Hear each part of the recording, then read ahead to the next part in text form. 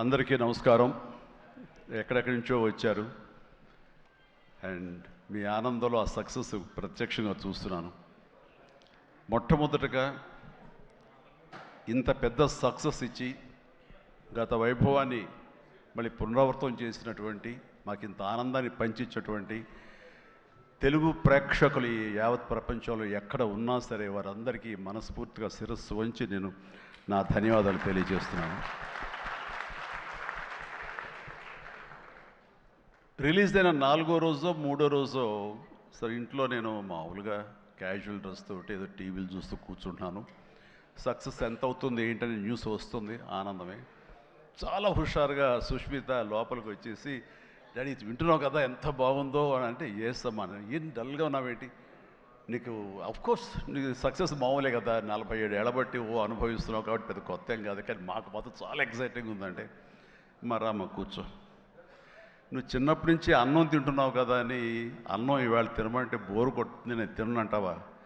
అది అమ్మ వండిందైనా, ఆ తర్వాత భార్య వండిందైనా, ఆ తర్వాత బిడ్డలు మీరు వండిందైనా, ఏదైనా సరే మన అన్నం మన కూరలు జీవితంలో ఎప్పుడు బోరు కొట్టదమ్మా. మళ్ళీ నెక్స్ట్ డే మార్నింగ్ దానికోసం అరువులు చూస్తుంటాం, ఆకలి అవుతుంది, ఎప్పుడు అన్నం పెడతారా అని ఉంటారు. కాబట్టి అమ్మ అన్నం ఎప్పుడు బోరు కొట్టవమ్మా. అలాంటిది ఆ సక్సెస్ అన్నది కూడా అలాంటిదే నాకు.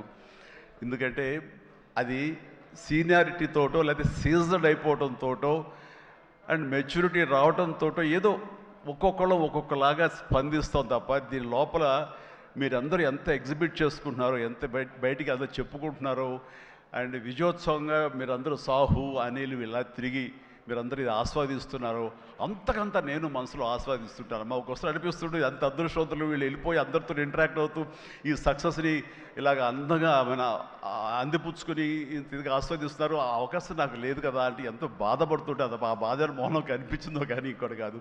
నేను వీళ్ళు మరీ చెప్పారు, మీరు వెళ్ళండి, ప్రజల్లోకి వెళ్ళండి, అది ఆస్వాదించండి, వాళ్ళతో పాటు మీరు ఇంటరాక్ట్ అవ్వండి, వాళ్ళు ఇచ్చే కిక్ అది వేరే అంతా ఇంత కాదు, అది మరింత ఉత్సాహం మరింత ఊతగా ఉంటుంది. అది ఫ్యూచర్ సినిమాలకి అది ఫ్యూయల్ లాగా పనిచేస్తుంది. మీకు ఆ ఇంధనాన్ని తీసుకోండి, మరింతగా వర్క్ చేయండి అని చెప్పి నేను చెప్తుంటాను. అందులో వెళ్ళే ముందు నాకు చెప్పాడు వెళ్తానని, గో హెడ్ అన్న. వినాయక్ కూడా అట్లాగే తన ఠాగూర్ సినిమా తర్వాత, అన్నయ్య ఏంటన్నయ్య ఏం ఆనందంగా ఉందన్నయ్య, వాళ్ళు ఒళ్ళు నలిపేసేసారన్నయ్య, పిసికిసారన్నయ్య, మసాజ్ చేశారన్నయ్య, ఆ చేస్తుంటే ఆనందం పెరిగిపోతుంది అన్నాడు. నిజం, అలాంటివన్నీ నేను అనుభవించాను. అది నిజంగా అవసరం. ఈ రోజున అలాంటి ఉత్సాహం చాలా సంవత్సరాల తర్వాత మళ్ళీ ఆ స్టేజ్ మీద ఎప్పుడో 2-3 దశాబ్దాలకు ముందు ఇలా ఇచ్చిపుచ్చుకోవటాలు, షీల్డ్స్ ఇచ్చిపుచ్చుకోవటాలు అనేవి మనం ఎప్పుడు చూడలేదు. అలా ఎగ్జిబిటర్స్కి, బయ్యర్స్కి, డిస్ట్రిబ్యూటర్స్కి ఇలా మా చేతుల మీదుగా స్టేజ్ మీద ఈ రకమైన కళకళలాడుతూ జరుగుతుంటే కనుక, వా గత వైభవాన్ని మళ్ళీ వింటేజ్ చిరంజీవినే కాదు, వింటేజ్ ఫంక్షన్ సెలబ్రేషన్ కూడా తీసుకొచ్చిన ఘనత అనిల్ రావుపూడిది. So thank you so much. నాకైతే అది నాస్టాలజీ. అలాగే కొంచెం ఓపిక్గా ప్రతి ఒక్కళ్ళని ఆనందపరిచేలాగా షీల్డ్స్ ఇచ్చిపుచ్చుకోవటం, ఆ షీల్డ్స్ ఇంటికి వెళ్ళిన తర్వాత అక్కడ అలమారలో పెట్టుకుంటే అది చూసినప్పుడల్లా ఎన్నో స్మృతులు గుర్తుకు వస్తుంటాయి. అలాంటిది మళ్ళీ తిరిగి ఇలాగ రావటం, ఆ ఆనందాన్ని అందివ్వటం చాలా చాలా సంతోషం. అండ్ ఇందాక రాఘవేంద్ర వెళ్ళిపోయారు, ఆయన ఉండగా మాట్లాడేసింది. అనిల్ని చూస్తుంటే వర్కింగ్ స్టైల్ కానీ, ఆర్టిస్ట్ తోటి ఇంటరాక్ట్ అవ్వటం కానీ, వాళ్ళని మంచి గుడ్ హ్యూమర్లో పెట్టడం కానీ, ఇవన్నీ చూస్తుంటే నాకు 100% రాఘవేంద్రరావు గారే గుర్తుకొచ్చేవాళ్ళ. అండ్ ఇందాక ఆయన చెప్పినట్లుగా నాకు రాఘవేంద్రరావు గారే అనిల్ రావుపూడిని పరిచయం చేశారు. బాబాయ్ వెరీ గుడ్ డాన్సర్ చేస్తారు, నువ్వంటే చాలా ఇష్టం, నీ ఇలాగ దించేస్తాడని చెప్తుంటే కనుక, అవునంటే అక్కడే ఉత్సాహం 2-3 స్టెప్స్ కూడా వేసాడు ఆ పార్టీలో. ఎప్పటికీ నువ్వు ఇతనితో సినిమా చేయాలి బాబాయ్, నీ కామెడీ టచ్కి, ఇతను కామెడీ కన్సీవ్ చేసే కథలకి వాటికి భలే ఉంటుంది, ఆ రిజల్టే వేరు అన్నారు. మహానుభావుడు ఆ మాట అన్నారు. అప్పుడు ఇందాక అన్నారు కదా, విత్తనం నాటిన అది మా వటవృక్షం అయ్యేంత సక్సెస్ వస్తుందని ఊహించదు అన్నారు. ఆయన మంచి మనసుతోటి, పాజిటివ్ దీంతో, నోట్తోటి ఆ మాట ఆయన అన్నారు. అది ఈ రోజు మేము అందరం చవి చూస్తున్నాం. So thank you so much Raghavendra Rao గారు. అట్లాగే ఇంకొక పాజిటివ్ మనిషి, ఎప్పుడు ఇతని సక్సెస్ని హర్షించే మనిషి, సక్సెస్ కోరుకునే మనిషి. అలాగే నేనంటే ఒక అన్నయ్యలా ప్రేమ చూపించే వివి వినాయక్ కూడా ఈరోజు వచ్చాడు. అతను కూడా నాతో 2 సినిమాలు చేశాడు. చేసినప్పుడల్లా అతను మన షూటింగ్స్లో ఎంత ఉత్సాహంగా ఉంటాడో, ఎంత ఉత్సాహం మమ్మల్ని పరుస్తుంటాడో, అదే రకంగా అనిల్ రావిపూడి కూడాను మాస్కి సంబంధించి అంత గ్రిప్పు, అంత పట్టు ఉన్న మనిషి. అండ్ రాఘవేంద్ర గారు ఎప్పుడు ఆర్టిస్టులు చాలా గుడ్ హ్యూమర్లో ఉంచుతారు, సరదాగా ఉంచుతారు. అండ్ మళ్ళీ ఈ రాఘవేంద్ర గారి సినిమా ఎప్పుడు ఎలా ఉంటుంది అనే విధంగా ఉంటుంది. ఆ రకంగా ఈ సినిమాలో ఆర్టిస్టులతో ఉండటం సరదాగా ఉండటం కానీ, అండ్ అరమరికి లేక ఉండటం కానీ, షూటింగ్ గ్యాప్లో తన జోకులతోటి వాళ్ళు నవ్వించడం కానీ, అంటే ప్రతిరోజు షూటింగ్ వెళ్ళే ముందు నాకు ఈ మధ్య సంవత్సరాల్లో 2 షూటింగ్స్ చాలా ఉత్సాహంగా వెళ్ళేవాడిని. ఒకటి 150 వినయ్ ఉన్నాడు, అతను షూటింగ్ చేయటం. ఆ తర్వాత అంతే ఉత్సాహంతో నేను వాల్టర్ వేరేకి వెళ్ళినప్పుడు బాబీ సినిమా కూడా అతను అంత గుడ్ హ్యూమర్లో ఉంచుతాడు, సరదాగా ఉంటుంది, వాళ్ళతో పని చేయడం అనేది ఒక పిక్నిక్ లాగా అంత ఎంజాయ్ చేసింది నేను ఈ సినిమాకి, మనశంకర వరప్రసాద్కి. ప్రతిరోజు షూటింగ్ వెళ్తుంటే మధ్యలో ఎక్కడ రోజు షూటింగ్ లేకపోతే ఇంట్లో మామూలుగా కూర్చుంటాం, అదేదో డల్గా ఉంటాం అని కాదు కానీ స్తబ్దతగా ఉంటాం. అండ్ అబ్బా మీరు షూటింగ్ వెళ్తేనే హుషారుగా ఉంటారు, ఇంట్లో ఉంటే ఏదోలా ఉంటుంది, ఏ షూటింగ్ లేదో త్వరగా పెట్టమని చెప్పండి అనిల్ని అన్ని సురేఖ అంటుంటే నేను నిజంగా అంటుంది అదే చెప్పాను. లాస్ట్లో షూటింగ్ అయిపోయిన రోజున ఎలాంటి ఫీలింగ్ అంటే ఒక స్కూల్ విడిచేసి వేరే చోటకి ఎడ్యుకేషన్ కోసం అందరూ విడిపోయి ఆయా ప్లేసెస్కి వెళ్ళిపోతాప్పుడు తెలియని బాధ, తీపి బాధ ఒకటి మనసులో ఇదిగా ఉంటుంది. అలాంటిదే నేను గురయ్యాను ఈ సినిమాకి. అందులో లాస్ట్ డే ఎమోషన్ అయ్యి కూడా అందరి యూనిట్ అందరినీ పిలిచి దగ్గరికి తీసుకుని వాళ్ళకి నా కృతజ్ఞత చెప్పుకున్నాను. ఒక వండర్ఫుల్ ఎక్స్పీరియన్స్ ఈ సినిమా నేను చేయడం. అలాంటి ఎక్స్పీరియన్స్ ఇచ్చినటువంటి అనిల్ రావుపూడి రైటింగ్ టీమ్కి, అనిల్ రావుపూడి అసిస్టెంట్లకి, ఏడీలకి, అసోసియేట్స్, అలాగే మన సమీర్ రెడ్డి కెమెరా వాళ్ళ అసిస్టెంట్లు అందరూ ఒక కుటుంబంలాగా కలిసిపోయాం. దానికి తోడు ఇంకా సాహు గారి వైఫ్ ఎవరైతే దీన్ని సమర్పించారో అర్చన గారు కానీ, వీళ్ళందరూ ఇంట్లో బిడ్డలాగా మా సుష్మితో పాటు అమ్మాయి కలిసిపోయేలాగా వీళ్ళందరూ చాలా ఇది కలిపి ఒక ఫ్యామిలీ లాంటి ఫీలింగ్ వచ్చింది. నేను ఎప్పుడు ఒకటి నమ్ముతాను, నాకు కానీ రాఘవేంద్ర గారు కానీ, నాకు కానీ కేసీ రామారావు కానీ, ఇలా చాలామందితోటి ఫ్యామిలీ అన్న ఫీలింగ్ వచ్చి డైరెక్టర్లకి, ఆర్టిస్టులకి, నిర్మాతకి ఒక మంచి గుడ్ రిలేషన్ ఉండి గుడ్ ఎమోషన్ కనుక సినిమా ప్రాసెస్ అప్పుడు జరుగుతున్నప్పుడు ఉంటే కనుక దాని రిజల్ట్, దాని ఇంపాక్ట్ ఖచ్చితంగా సినిమా మీద ఉంటుంది. అది నేను అనుభవిస్తూ స్వయం అనుభూతో ఉన్నాను. అలాగే ఇందాక నేను చెప్పినవి కూడాను అన్ని సక్సెస్ఫుల్ సినిమాలే. మిగతా సినిమాలకు వచ్చిందంటే ఏదో వర్రీగా, ఏదో డౌట్గా, ఏదోలా ఉంటుంది. కాబట్టి నేను తప్పు నా మీదే వేసుకుంటాను కానీ ఒకళ్ళ మీద నెట్టను నేను, అది కానే కాదు. కానీ నాలో ఉండే జోష్ ఇంట్లో ప్రత్యక్షంగా చూశారు కాబట్టి, అలాగే ప్రత్యక్షంగా సినిమా సెట్స్లో వీళ్ళు చూస్తారు కాబట్టి నేను ఇది ధైర్యంగా చెప్పగలుగుతున్నాను. అందుకని ఏ సినిమా అయినా సరే కష్టపడే పని చేస్తాం, ఏ సినిమా అయినా సరే ఇష్టంతోనే పని చేస్తాం. కానీ కొన్ని సినిమాలు ఎగ్జైట్మెంట్ ఇస్తాయి, కొన్ని సినిమాల రిజల్ట్ అలాగే ఉంటుంది.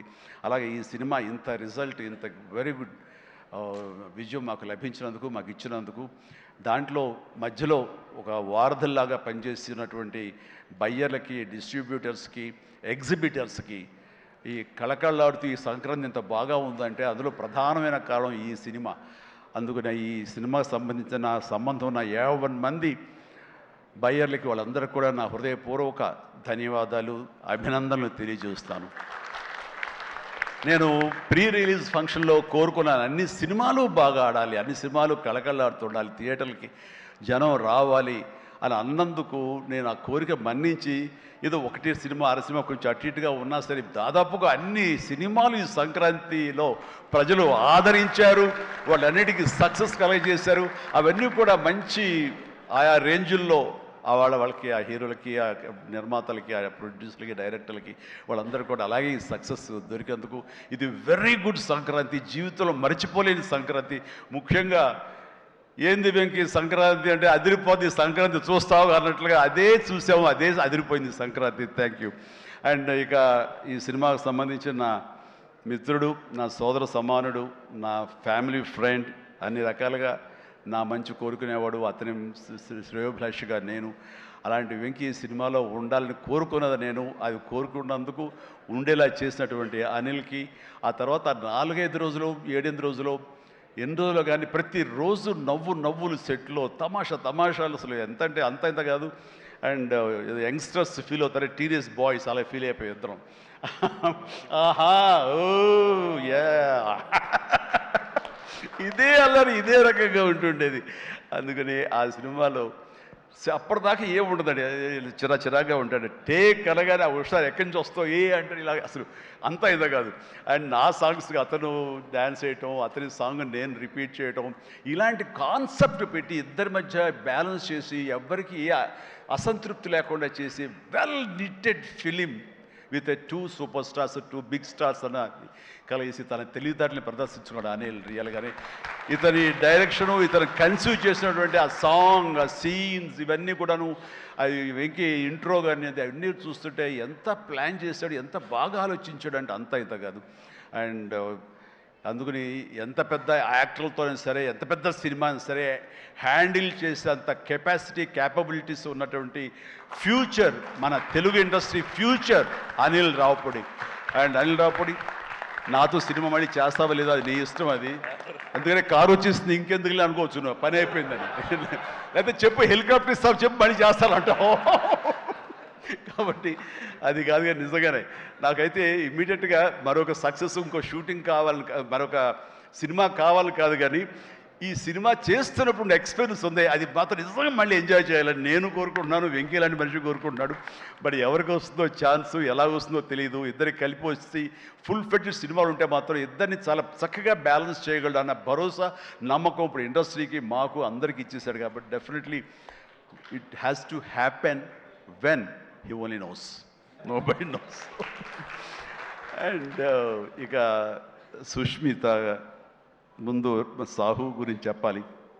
వెరీ కంపోజ్డ్ పర్సన్, నవ్వే గగనం అన్నట్లుగా అసలు నవ్వటం కూడా ఉండదు. ఏ మనిషి సీరియస్ మనిషి ఏమో అనుకుంటాను. హాయ్ గుడ్ మార్నింగ్ సాహు అంటే సార్ అంతే, హలో అంతే తప్ప మళ్ళీ రోజంతా ఏదో ఉంటుంది, మరీ ఏదో ఇంట్రెస్టింగ్ ఉంటుంది. అలాంటిది ఈ సినిమా ఫస్ట్ టైం రషెస్ చూసిన తర్వాత వచ్చి మాట్లాడాడు, తెగ మాట్లాడి కొట్టేస్తామండి. ఇంకా అసలు సినిమా మిగతా సినిమా చూడాల్సిన అవసరం లేదు, చాలా బాగుంది, థియేటర్లో చూసుకోవటమే అదిరిపోయింది అని అంటే అతను ఆ మాత్రం ఎక్స్ప్రెషన్ ఇవ్వటం అనేది చాలా పెద్ద విషయం అండి. అన్నాడంటే కనుక సినిమా అంత గ్రేట్ హిట్ అయిపోతుంది అని అన్నాడు. ఆ రోజే ఈ విజయం గురించి ముందుగా హింట్ ఇచ్చిన వ్యక్తి సాహు గారపాటి.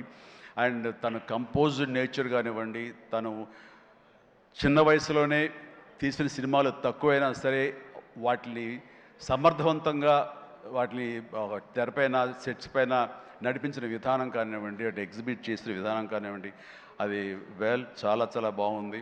అండ్ ఆర్టిస్టులు అందరినీ కూడా చాలా బాగా చూసుకున్నాడు. ముఖ్యంగా వాళ్ళ వైఫ్ అర్చన కూడా ఒక ఫ్యామిలీలాగా కలిసిపోయింది అనమాట. And thank you so much. మళ్ళీ మళ్ళీ మళ్ళీ ఇంకోసారి కూడా చెప్పే అవకాశం ఇంకో స్టేజ్ మీద ఇస్తారనుకుంటున్నాను మీరంతా. Thank you so much. ఇక సుష్మిత విషయం నేను చెప్పాల్సి వస్తే,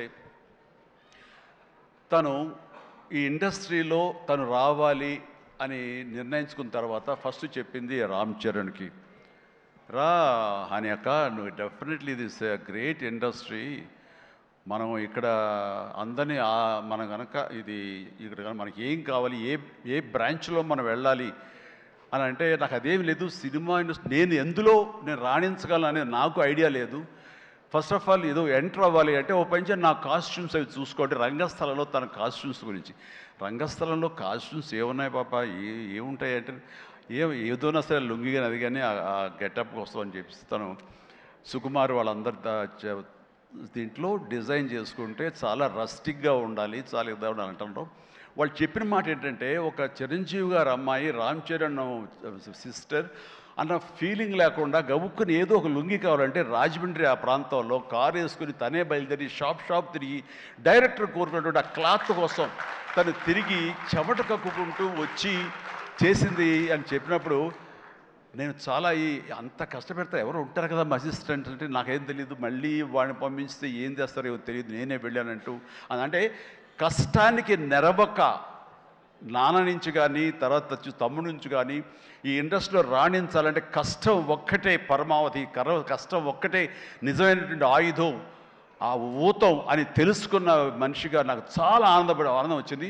తను ఏవైనా ఇండస్ట్రీలో చేయగలదు, సాధించగలదు నమ్మకం. ఫస్ట్ టైం ఆ రాజమండ్రి వీధుల్లో తను ఎవరో మర్చిపోయి ఒక కాస్ట్యూమర్ లాగా పరిగెత్తిందంటే that is the best thing. నేను దాన్ని మనస్ఫూర్తిగా దాన్ని హర్షిస్తున్నాను, వెల్కమ్ చేస్తున్నాను.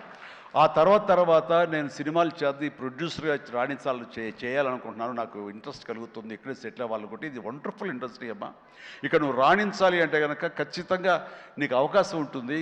ఇది ఒక దీనిలాగా ఎంతమంది వచ్చినా సరే అంతమందికి ప్లేస్ ఉంటుంది. అది ఎవరు రాణిస్తారు ఎవరు రాణించరు అనేది మన వ్యక్తిగత కష్టాన్ని బట్టి, మన యొక్క గోల్స్ని బట్టి ఉంటాయి ఇక్కడ.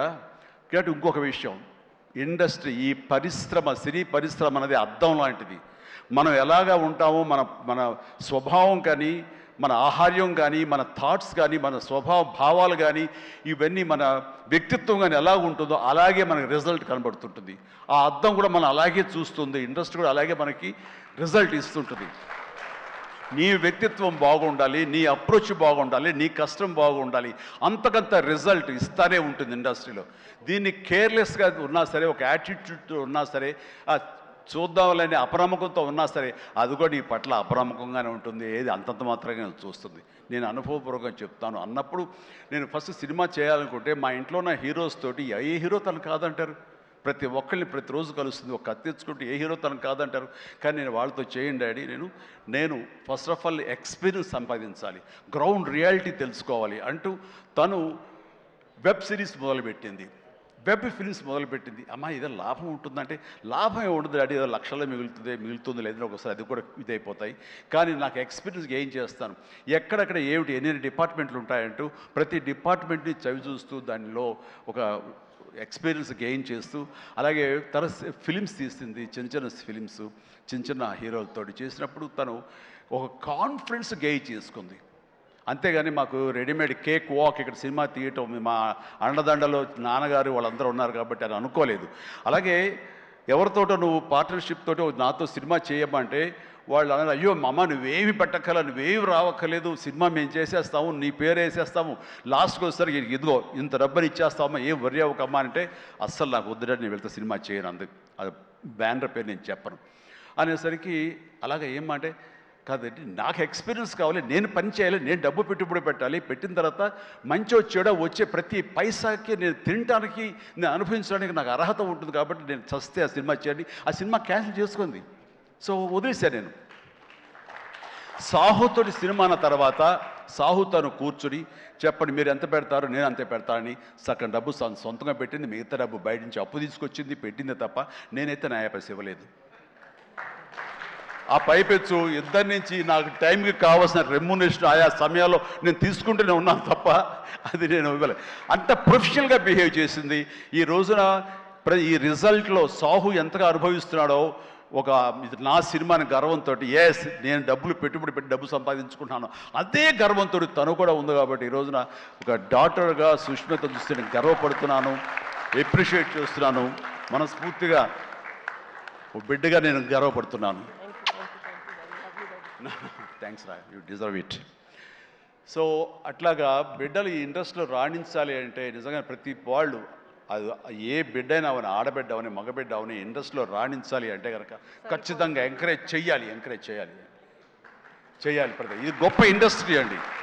ఇక్కడ ఎవరైనా రాణించలేదు, ఇక్కడ ఏదైనా నెగిటివ్ పీపుల్ ఉన్నారు, ఇక్కడ మాకు ఇలాంటి బిట్టర్ ఎక్స్పీరియన్స్ జరిగింది అంటే కనుక అది నీ తప్పిదం అవుతుందని నేను అనుకున్న ప్రకారంగా నేను నమ్ముతున్నాను. నువ్వు స్ట్రిక్ట్గా ఉండి సీరియస్గా ఉంటే కనుక ఏ ఒక్కటి అడ్వాంటేజ్ తీసుకోవడానికి ప్రయత్నించారు, ఎలాంటి ఏదంటే క్యాస్ట్ కావచ్చు అలాంటివి ఏమి ఉండవండి. నీ బిహేవియర్ బట్టి ఉంటుంది.